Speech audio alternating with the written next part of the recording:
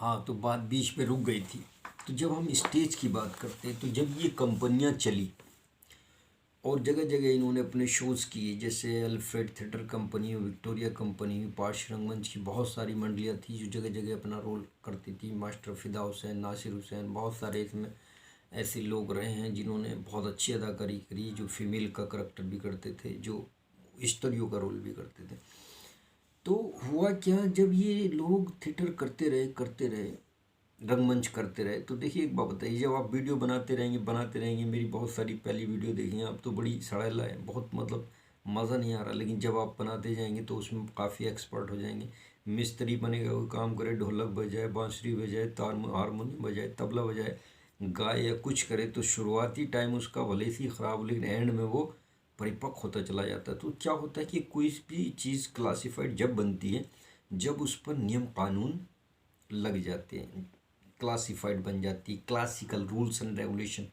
भाई देखिए, क्लासिकल का मतलब ये है कि उसमें शर्तें बंदिशें लग जाएं, जैसे गवर्नमेंट अपने CPC, central pollution control board के कानून लगा दे, तो आदमी आदमी थूकना भी मुश्किल हो जाएगा यार, पोल्यूशन हो जाएगा। हैं, थूकेंगे तो सांस निकलेगी, सांस निकलेगी तो बीमारियां फैलेंगी, आपका गंदा थूक है, ठीक है ना, नाली में गलत पानी बह गया, वो गड़बड़ हो जाएगी, उसकी भाप उठेगी, तो वो दूषित करेगी, एनवायरनमेंट दूषित हो जाएगा।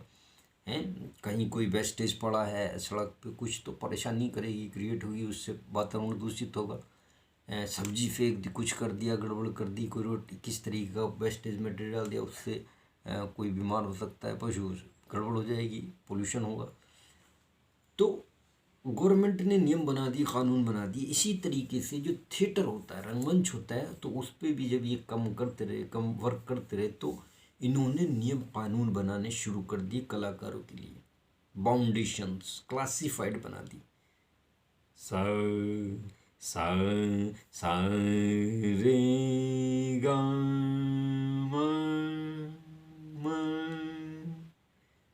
पा धा नी सा सा नी ध प म ग रे सा नी नी रे ग रे सा पा पा म ग रे नी रे सा।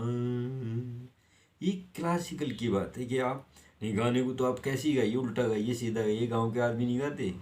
लेकिन जब आप अलका याग्निक की आवाज़ सुने, नदीम श्रवण, जो आप उदित नारायण साहब की आवाज़ सुने, या सोनू कुमार, कुमार शानू, तो ये आदमी क्लासिकल का मतलब उनको सुर, लय, ताल, इन तीनों चीज़ों की पहचान है कि सा कहाँ निकलेगा, बड़ा शाह कहाँ खींचेगा, माँ कहाँ निकलेगा, पा कहाँ निकलेगा, तो ये क्लासिकल चीज़ है।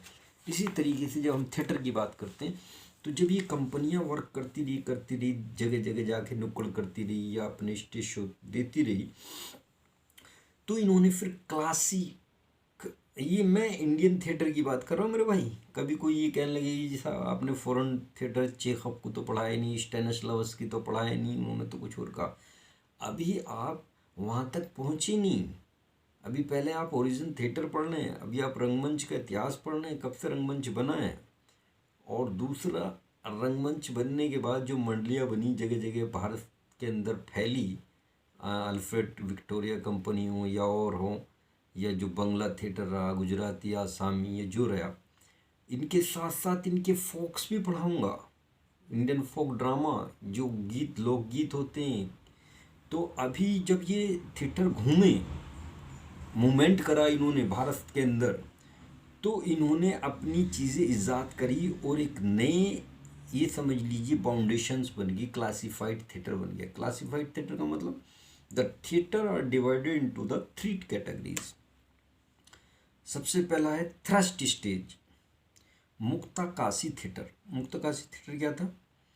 मुक्ताकाशी स्टेज या रंगमंच। इसमें क्या होता था, ये मैं दिखा भी दूंगा कि ये स्टेज है, ये बोर्ड पे पढ़ा जाएगा तो मज़ा आएगा, ऐसे नहीं समझना, लेकिन मैं बता देता हूँ ऐसे।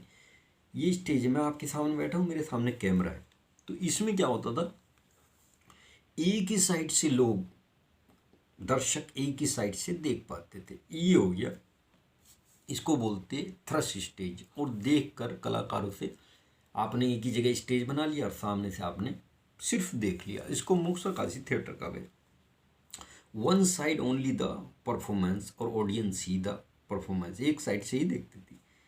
और दूसरा जो थिएटर बना उसको कहा गया arena stage, arena theatre stage, arena रंगमंच या एरिना स्टेज। एरिना स्टेज क्या हुआ, लाइक ए सर्कस। आपने सर्कस देखा होगा, आप बहुत, कोई ऐसा बंदा नहीं है जो मेरी वीडियो देख रहा है सर्कस ना देखा हो। तो circus it is a rounded stage. Circus ऐसे होता है, ये जो किताब रखी ये स्टेज है, इसके चारों तरफ कुर्सियाँ होती, दर्शक कहीं से भी देख सकता है, यानी the audience see the action on stage from rounded type, और हर तरीके से दर्शक देखता है।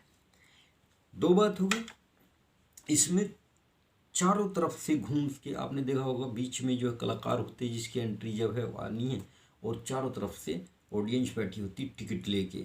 जो महंगा टिकट है सबसे आगे, उससे 500 वाला सबसे आगे, 200 वाला पीछे, और किसी को लेना है भैया सस्ता पीछे बैठ जाओ भैया, दिखाई दे ना दे 60 70 80 रुपये में तुम्हें मिल जाएगा टिकट।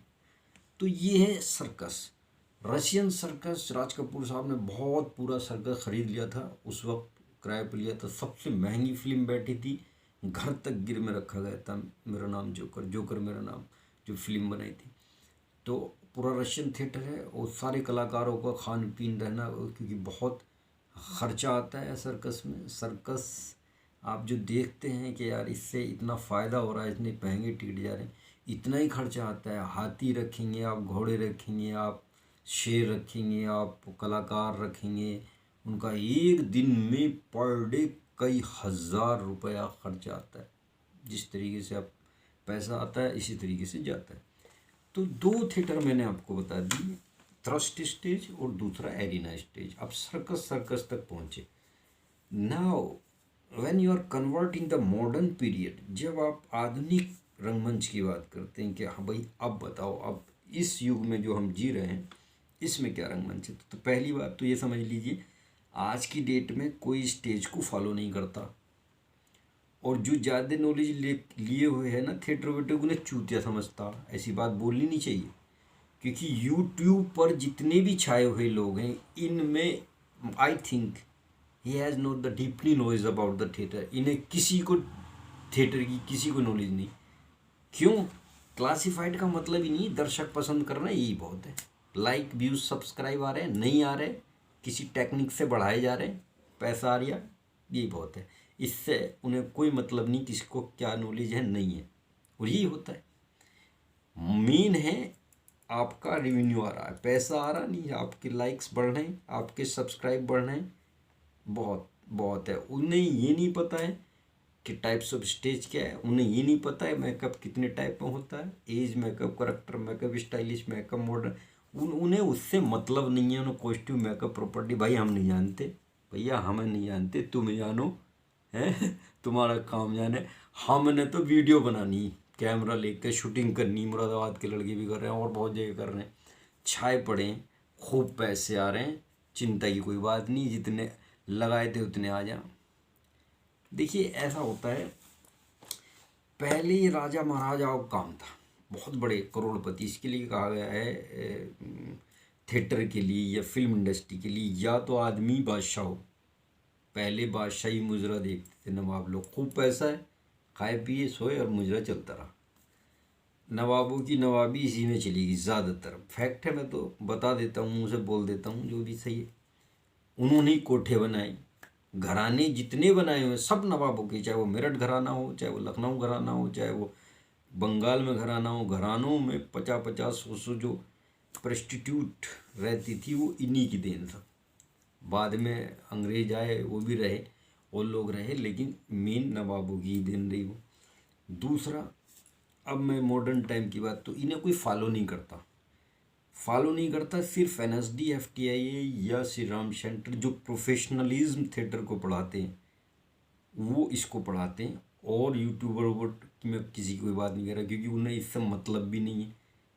जब वो कहीं एक्टिंग इंस्टीट्यूट में जाएंगे तो ये पढ़ाएंगे जो ये भी ना पढ़ा पाई, मैं तो डीपली पढ़ा रहा हूँ, उसका पेमेंट लेता हूँ मैं। अगर मेरी क्लास लगती है कहीं किसी इंस्टीट्यूट में, मैं पैसे लेता हूँ उससे, 1500 जो जितने भी देगा, 2000 जो भी, पर क्लास लिए अपने आ गए, हमने पढ़ाया। हम साफ बोल देते हम किसी को स्टार नहीं बनाते, because we are not hero, because we are not star. Education देते हैं, पढ़ाई कराते हैं, तो पढ़ाई आपको हम करा सकते हैं इसकी, ठीक है ना। कि अब ये आईएएस की कोई कोचिंग दे रहा तो वो गारंटी थोड़ी ना लेगा कि मैं आपको डीएम बना दूंगा। भाई तुम खुद नहीं हो, तुमने उस फील्ड में प्रयास किया, नॉलेज है, आप उसकी कोचिंग देते। या आप लिखित में तो दे नहीं सकते कि मैं तुम्हें डीएम बना दूंगा, एसपी और बहुत सारी ऑफिसर रैंक पे ला दूंगा ना। तो नाउ प्रेजेंट टाइम की बात हो रही है, वीडियो लंबी हो रही, जल्दी से बता देता हूँ। जो नेक्स्ट ये मॉडर्न टाइम में आया है, इसको बोलते हैं प्रोसीनियम थिएटर, प्रोसीनियम स्टेज। तो इस स्टेज में क्या होता है, इसमें 32 फीट लंबाई होती है। जितने भी थिएटर बने हुए हैं आज की डेट में मॉडर्न, जहाँ पर स्टूडियो कुछ है या थिएटर होते हैं जैसे ओएनजीसी, और वो इसी बेस पे होते हैं। तो इसमें क्या हो, 32 फीट लंबाई आगे की, 32 फीट पीछे की होती। लेकिन क्या होता है, जो ग्रीन रूम होता है इसमें 2 फीट 2 फीट, यानी 2 2 फीट काट दिए तो कितने हुए, 4 फीट। 4 फीट निकल गए 32 में, तो 32 माइनस 4 बराबर 28। 28 पीछे की लंबाई फिट, और 32 आगे की लंबाई, ठीक है। उसकी वजह बताऊंगा क्या वजह थी। तो ये स्टेज बन गया। अब जब ये स्टेज बन गया तो इस पे जो वर्कर काम करते थे, कलाकार काम करते थे, एक दूसरे को क्रॉस करते थे, मार्च करते थे। वो कलाकार कहता था भाई पीछे चला जा, थोड़ा आगे आ जा, मध्य में हो जा। तो फिर इसको डिवाइड किया गया 3 खानों में, upper right, upper left, upper middle, middle right, middle left, middle middle, lower right, lower left, lower middle. इस तरीके से स्टेज को 3 भागों में है, लोअर मिडिल अपर, इनमें डिवाइड कर दिया। उसके बाद इन पे रूल्स एंड रेगुलेशन लगा दी कि कहाँ लाइट लगेगी, कहाँ साइक्लोरामा होगा। Last wall of the stage psycho के नाम से, साइक्लोरामा के नाम से जानी गई। और जो साइड में ग्रीन रूम बनाए गए, कमरे बनाए गए जो 2 2 फीट की दूरी पर कटते हैं, उनको विंग्स कहा गया। पंख उड़ने के लिए होते ना, पंख कहा गया। आज भी ग्रीन रूम सब जगह, चाहे वो कोई भी कॉन्फ्रेंस हॉल हो कुछ हो, तो उसमें उसको ग्रीन रूम बोलते हैं। एक रूम होता है जिस where the actors change the clothes, जहाँ पर कलाकार, लड़कियां हैं अलग रूम में कपड़े चेंज करती हैं, जेंट्स है अलग रूम होता है उनका, चेंज करती हैं। और उसके साथ साथ वो अटैच होता है कहाँ पर, स्टेज पर, दोनों साइड से चढ़ने के लिए। जैसे आपने 1 मिनट मुश्किल से मिलेगी आपको, मेकअप करना, कपड़े चेंज करने, परफॉर्मेंस देनी है, तो उसी में आपने आना है, ठीक है ना। तो thank you so much to watch this video.